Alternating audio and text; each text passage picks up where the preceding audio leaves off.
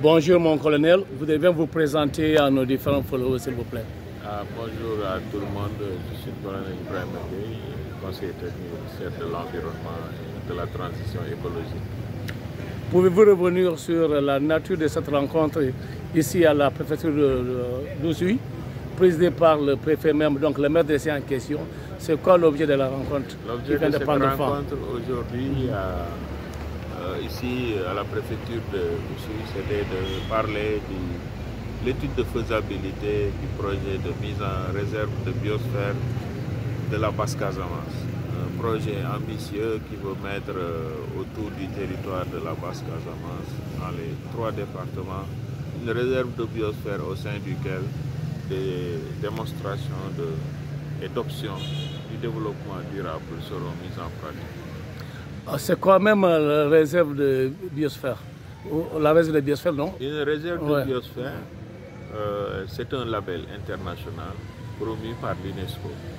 C'est un label de planification territoriale qui cherche à allier la conservation de la nature, la recherche-développement et le développement durable au sein d'un même territoire partagé entre différents acteurs.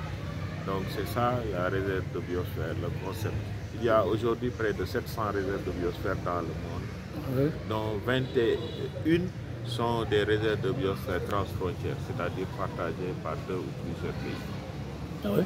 Comme ça pourrait être le cas pour ici, dans le département d'Oussouye, où chaque activité revêt une dimension transfrontalière avec la Guinée-Bissau. Effectivement, l'un des critères aujourd'hui dans l'étude, c'est de voir les aspects transfrontaliers entre le Sénégal et la Guinée-Bissau à travers le département de Oussouye et la partie Guinée-Bissau autour du rio Cachio. À côté des aires marines protégées, à côté donc des parcs nationaux, à côté des APAC, qu'est-ce que la réserve de la biosphère pourrait apporter comme élément nouveau dans la protection environnementale? Comme je dis, c'est une approche de planification territoriale qui ne cherche pas à isoler les unités écologiques mais à les mettre ensemble.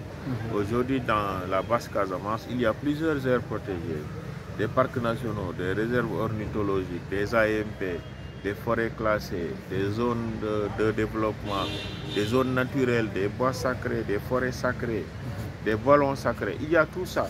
Mais tout ça, il faut que ça soit mis ensemble dans un concept fédérateur et dans un concept qui puisse mettre en place un canevas d'échange des acteurs pour que tous parlent le même langage, pour que tous aillent dans les mêmes orientations. Donc c'est ça que cherche à faire la réserve de biosphère.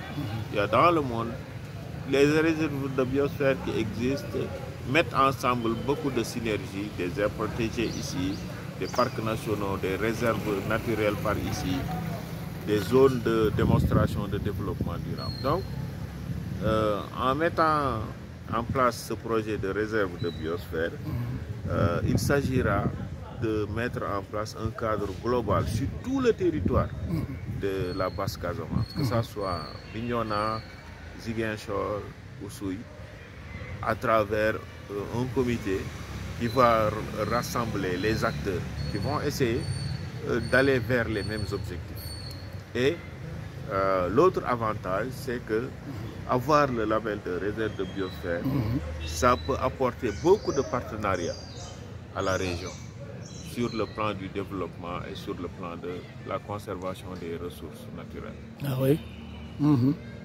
Parce que le label là attire, c'est comme un appât. Le label attire les gens à vouloir mettre de l'argent pour expérimenter les options de développement durable. À l'image des réserves de biosphère du delta du Saloum. Ah oui.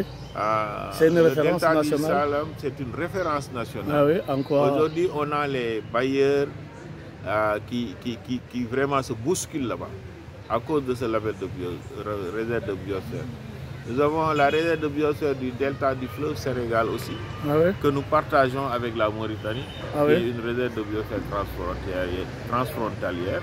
Celle-là aussi, aujourd'hui, à l'heure même où je vous parle, il y a un grand projet du Fonds de l'environnement mondial qui supporte cette réserve de biosphère pour aller de l'avant dans les objectifs de conservation, de développement et de recherche active. Le département d'Oussouye, excusez-moi, on est un peu prolifique, est un département par excellence insulaire. Donc la commune de Diembéring n'a que des îles presque. En quoi donc la réserve de biosphère pourrait être une bouffée de soulagement pour les îles des communes? Ça dépendra des programmes de travail que la réserve de biosphère mettra en place. Si le désenclavement des îles est une option de travail